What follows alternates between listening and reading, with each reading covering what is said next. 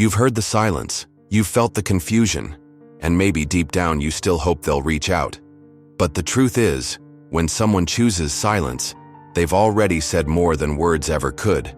In the first 6 parts, we explored the pain and the meaning behind their distance.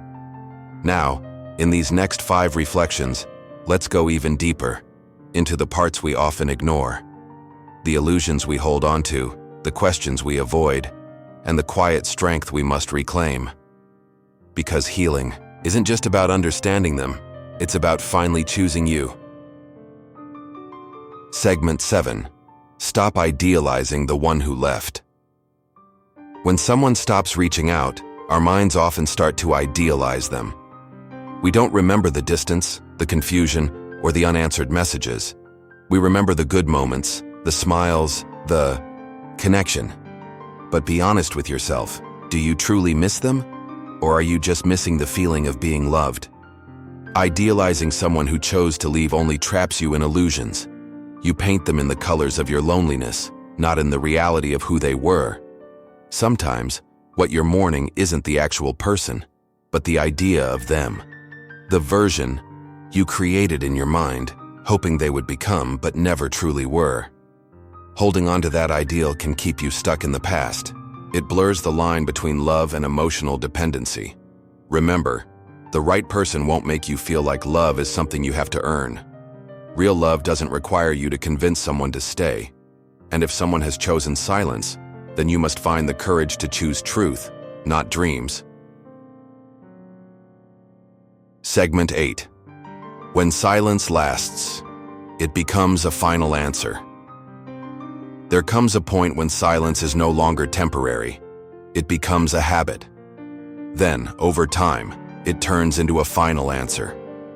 If someone can comfortably go days, weeks, or even months, without a word, you need to ask yourself, when did they stop trying? Love doesn't die overnight. It fades little by little, through unread messages, missed calls, and one-sided effort. A true connection needs 2 people who are both willing to show up, not just one person fighting for something the other has already let go of. When silence becomes long-term, it's no longer about being busy or distracted. It's a choice, and if they can carry on with life as if you never mattered, then the truth is staring you in the face no matter how painful it is. Sometimes the saddest kind of breakup is the one where nothing is said, only a quiet drift until you realize you've been forgotten by someone you thought would always remember. Segment 9. Learn to not react to disrespect.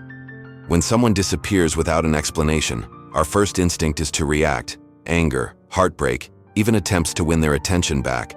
But reacting to disrespect only pulls you down to the same level as the behavior that hurt you.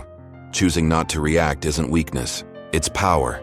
It's your declaration that you will not allow someone else to control your emotions. Your silence becomes strength, not a wound. It becomes a boundary, not a plea. You don't need to beg for love. If someone pulls away, let them go. Not reacting doesn't mean you don't care. It means you care enough about yourself to walk away with dignity. You can't control how others treat you, but you can always control how you respond. And sometimes the strongest response is no response at all. Segment 10.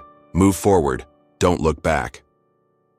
Someone else's silence can leave you frozen, stuck between holding on and letting go. But at some point, you must decide. Do you want to keep living in the past? Or do you want to start walking toward a better future? Moving forward doesn't mean forgetting, it means accepting. It means learning, growing, and choosing a new path. One that doesn't include someone who chose silence over communication.